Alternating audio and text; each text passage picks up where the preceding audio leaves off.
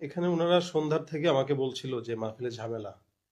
আমি তাদেরকে একাধিকবার বললাম যে আপনারা ঝামেলা হলে প্রশাসনকে জানান, যদি করতে হয় শক্তভাবে করেন, আর না করতে হলে আমাকে বলেন, আমি ঢাকা চলে যাই, আমি যেহেতু কাছেই আছি, প্রোগ্রামে না আসলাম। তারা জানাচ্ছে বলে বলে মোটামুটি আধা ঘন্টা আমি হিয়াকো বাজারে অবস্থান করছি, এর ভিতরে অনেক মানুষ জড়ো হয়ে গেছে আমাকে দেখে। ওনারাও মাহফিলের যে দিকে যাবে, তা তারা বলতেছে চলেন, কোনো সমস্যা হবে না। তা আমি শুধু তাদের অপেক্ষায় ছিলাম যে যদি সমস্যা হয় আমি চলে যাব। আমি যাওয়ার জন্যই তৈরি ছিলাম, গাড়ি এদিকেই আমার মুভ ছিল, ঢাকার দিকে।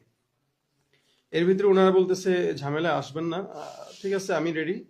হুট করে আরেকজন, যিনি আমাকে দাওয়াত দিচ্ছেন মূলত, উনি আমাকে বলতেছেন যে আমাদের প্রায় 30-40 জন যুবক চলে গেছে হুন্ডা নিয়ে, আপনি ওদের চলে আসেন, সব ক্লিয়ার হয়ে গেছে।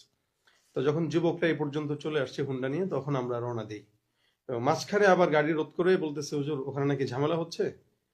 মানে এটা কমিটির কেউ না, এখানের একজন আলেম